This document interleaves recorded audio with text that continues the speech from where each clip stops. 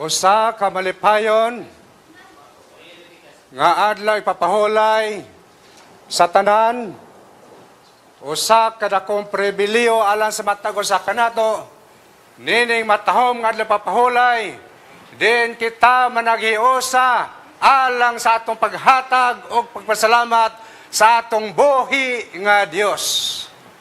Nining adlaw sa atong eskwela sa Batika, atong i-focus ang atong mga unahuna alang sa topiko nga atong naandan sa matag ikatapusang Sabado sa bulan, alang sa atong paghatag, pagpasalamat sa atong buhi nga Dios.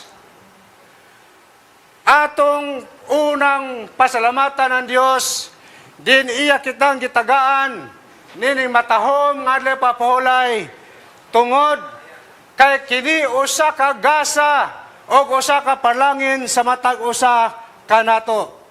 Iya kitang gitagaan ni matahom nga pahulay sa diin kita makapahulay physically gikan sa atong adlaw-adlaw nga mga buluhaton, sa mga pagtuon, bisan sa mga negosyo, busa kining adlaw o sa kapanalangin alang sa matag usa kanato. Si Ginoong Hesus nagaingon sa Matthew chapter 11 verse 28, nagaingon siya, "Come unto me, all who are weary and burdened, and I will give you rest." Sabbath is a gift from God. It is a blessing. Nining buntaga magisunan, sa atong eskwela sa Batika, daghan kay butang din angay natong pasalamatan ng Ginoo. Usan ini mismo ang atong eskwela sa Batika, tungod kay dinhi ini atong hulmahon ang atong mga kinaiya alang sa kinaiya sa Dios. Ako isintro atong mga pangunahuna sa atong pagpasalamat sa atong isig ka family nga gimugna sa Dios. Ang matag pamilya magmalipayon kung sila tagaag panalangin sa Dios pinaagi sa pagkahimugso sa usa ka bata. Busan ni kabuntagon, gusto na kong lantawon ang kaayo sa Dios sa panalangin ngayang gihatag alang sa matag family. Sa eksperyensya ni Esau o ni Jacob, sa unang panahon nga sila nagtagbo, human sila nagkabulag. Giatubang ni Jacob ang iyang igsoon nga adunay dala 400 ka mga warriors. Samtang si Jacob nagpadulong alang sa pagtagbo kaniya uban sa kahadlok, tungod kay uban kaniya ang iya lamang kaubang mga bayi o mga kabataan. Apan sa dihang nagkaduol sila, si Jacob uban sa kahadlok, apan sa dihang nagkaduol si Esau. Si Esau midagan sa pagtagbo kang Jacob og migakos kaniya og siya nangutana. Sa Genesis 33 verse 5, ingon ni Esau, "And he lifted his eyes and saw the women and children. And he said, Who are these with you?" And in verse, and siya mingon, so he said, si Jacob mingon siya, "The children whom God has graciously given your servant." Mao ni magisunan nga giingon ni Jacob ngadto sa igsoon nga kining mga kabataan imo nakita gasa og panalangin nga gihatag sa Dios nganhi kanako nga imong sulugon. Mga kaisunan, ang Bible nag-describe sa usa ka bukos nga ginaingong pinakalig-on nga bugkos sa tibuok kalibutan. Sultian ko kamo nga ang Biblia nag-describe niini nga bugkos, mo kini ang bugkos nga nagayusa sa usa ka pamilya. The family bond is the tightest.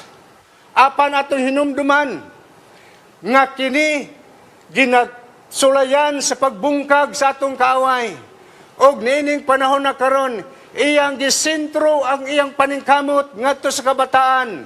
Tungod kay gusto ang yawa nga ang mga kabataan malayo gikan sa Dios.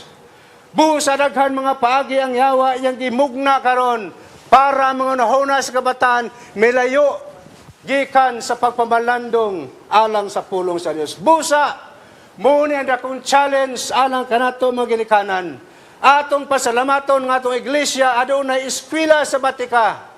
Tungod kay dinhi niini mahulma ang linghod nga mga hunahuna sa mga kabataan sa kinaiya nga gusto sa Dios. Mga kaigsuonan, atong hinumduman nga nag-ingon ang Jeremias kapitulo 13 versikulo 20, nag-ingon sa kaduhang bahin, Where is the flock that was given to thee? Your beautiful flock. Busa mga kaigsuonan, atong pangayoon ang gahom sa Dios nga atong madala ang atong kabataan sa matag adlaw ipapahulay sa saktong oras aron sila atong madala sa eskwela sa Batika. Tungod kay naa ang atong mga teachers andam sa pagserbisyo ngadto kanila voluntaryo. Tungod kay kini ilang gilantaw nga usa ka pribilehiyo alang sa pagtudlo sa atong kabataan. Busa dili ito pakyason sa matag adlaw papahulay nga ato sila madala sa saktong oras aron sa ana sila mamatuto alang sa kinabuhi nga gusto sa Dios nganha kanila. Sa panahon ni Ginisos dinhi pa siya sa kalibutan. Sa Marcos kapitulo 10 versikulo 7, ang maginikanan sa panahon nga si Ginisos magawali, ilang dadon na ilang kabataan ngadto sa atubangan ni Ginisos. Sa 13 nag-ingon, then they brought little children to him that he might touch them. But the disciples rebuked those who brought them. Ang maginikanan adunay tinguha, kahingawa, ilang dadon ang ilang kabataan atubangan ni Jesus sa pamasin nga itandugon og panalangina na Ginoo sa ilang kabataan. Apan sa 14 mingon sa diha nakita ni Jesus ang iyang mga tinunan. He was greatly displeased and said to them, Let the little children come to me and do not forbid them, for of such is the kingdom of God.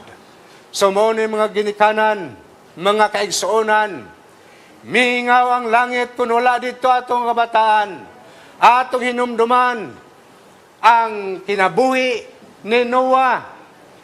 Bisan sa taas nga panahon siya nagawali, bisan walay naghatag silang commitment sa pagsunod sa kang Ginisos, apan atong tanahon nga iyang nadala ang iyang tanan ng kabataan og sila nangaluwas.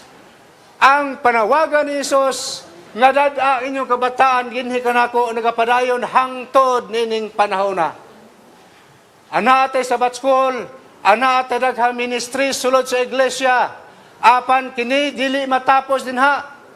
Tungod kay ang panawagan ni Jesus nagapadayon hangtod karon.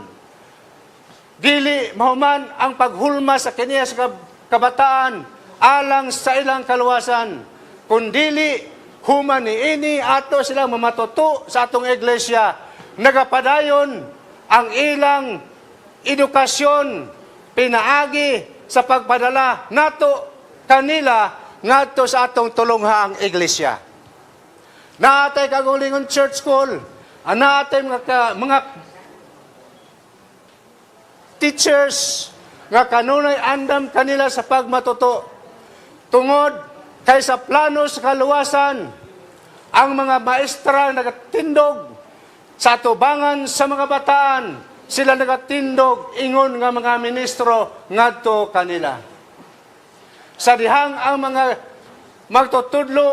magatudlo sa Bible subject, matod pa ni Ellen G. White, samtang ang mga magtutudlo nagasulti mahitungod sa mga sugilanon sa balang kasulatan, matod pa ni Ellen G. White na gayon siya, it seems that the children are listening to the voice of God. So praise the Lord, mga kaisunan, nga naatay programa sa iglesia, dili lamang dinhi, kundili magapadayon, tungod kayang edukasyon, nato Adventist education, makapabalik sa mga kabataan, ngadto sa presensya sa Dios, o ang Ginoo, magapanalangin kanatong tanan, ini matahom, nga adlaw ipapahulay.